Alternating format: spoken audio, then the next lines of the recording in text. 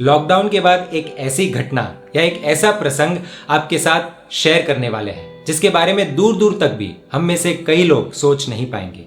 महामारी के इस भयानक माहौल के बीच चलिए एक अद्भुत पॉजिटिव स्टोरी आप सभी के साथ शेयर करते हैं। बने रहिए इस वीडियो के अंत तक। 25 मार्च वो तारीख जो शायद कोई भारतीय नहीं भूल पाएगा।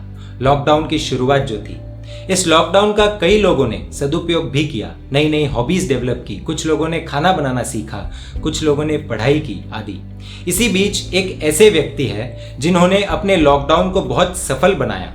महाराष्ट्र में नासिक के पास देवलाली हिल स्टेशन है। वहां पर कलापूर्णम नामक एक अद्भुत सुंदर तीर्थ धाम है और लगातार 8 साल से समर वेकेशन के दिनों में लगभग 500 से भी अधिक आराधक, और समर वेकेशन यानी स्कूल कॉलेज के छात्र खास इन दिनों में तपस्वी रत्न परम पूज्य आचार्य भगवंत हंस रत्न सुरेश्वर जी महाराज साहब और परम पूज्य आचार्य भगवंत तत्वदर्शन सुरेश्वर जी महाराज साहब की निश्रा में उपध्यान तप आराधना करने आते थे।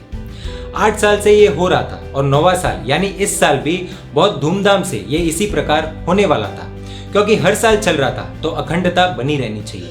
लेकिन जब कोरोना वायरस फैला और सरकार ने लॉकडाउन घोषित किया तो लगा कि शायद इस बार उपदान का अखंड सिलसिला रुक जाएगा, लेकिन नियति को शायद कुछ और मंजूर था। हुआ कुछ ऐसा कि हर्षित भाई, जो कि एक सिंगर है और बहुत उत्तम भक्ति करवाते हैं, वो जनता कर्फ्यू के एक दिन पहले वहां तीर्थ में गुरु भगवंत से मिलने आए थे। अब जनता कर्फ्यू था तो वहीं रुकना तय हुआ और सोचा कि 1-2 दिन गुरु भगवंत के साथ सत्संग करके घर लौट जाएंगे। और जब लॉकडाउन घोषित हुआ तो कोई और विकल्प नहीं था, उन्हें वहीं रुकना पड़ा। गुरु भगवंत ने प्रेरणा की कि इस साल कोई उपधान होने की संभावना दिख नहीं रही है, इसलिए आप इस साल अकेले उपधान तप कर लीजिए। गुरु भगवंत की प्रेरणा से हर्षित भाई सच में हर्षित हो गए, लेकिन एक विचार आया कि क्या मैं अकेले उपधान तप कर सकता हूँ? गुरु भगवंत ने कहा कि हाँ जरूर, क्योंकि उपधान करने में संख्या मायने नहीं रखती। फिर सोच आई कि 21 दिन लॉकडाउन है तो अढ़ारिया तो कम से कम हो ही जाएगा। इस सोच के साथ उपदान में प्रवेश किया। सुनने में शायद अलग लगेगा, लेकिन मात्र एक आराधक के साथ उपदान तब शुरू हुआ। जहां एक और पूरी दुनिया कोरोना कर रही थी, तभी ये आराधक क्रिया कर रहे थे। एक और सारी दुनिया गो कोरोना में लगी थी, तभी ये आराधक गो कर्मा कर रहे थे। लॉकडाउन शुरू हुआ तब एक मंत्र व्हाट्सएप पर बहुत वायरल हुआ था कि when you cannot go outside go inside, और इस मंत्र को हर्षित भाई ने सीरियसली ले लिया।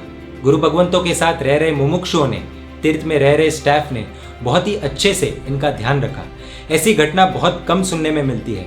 इनके घर से इनके माता पिता परिवार कोई नहीं आ सका, और अब माला पर यानी 14 मई को भी कोई आ नहीं पाएगा, और सिर्फ देव और गुरु के ही सानिध्य में माला का विधि विधान होगा। दोस्तों, जब भी कोई धार्मिक अनुष्ठान होता है जैसे नव्वाणु, छरिपालित संघ आदि, तो हम सबसे पहले एक बढ़िया कंपनी ढूंढते हैं, और कई बार अच्छी कंपनी ना मिले तो शायद जाना भी कैंसिल हो जाता है।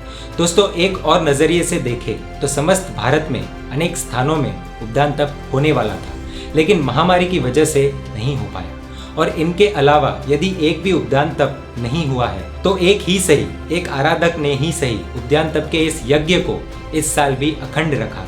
प्रभु आवशे ने ले जाशे जैसे अनेक भक्ति गीत गाने वाले हर्षित भाई ने बहुत ही अल्प व्यवस्था में और सीमित द्रव्य में उपध्यान किया।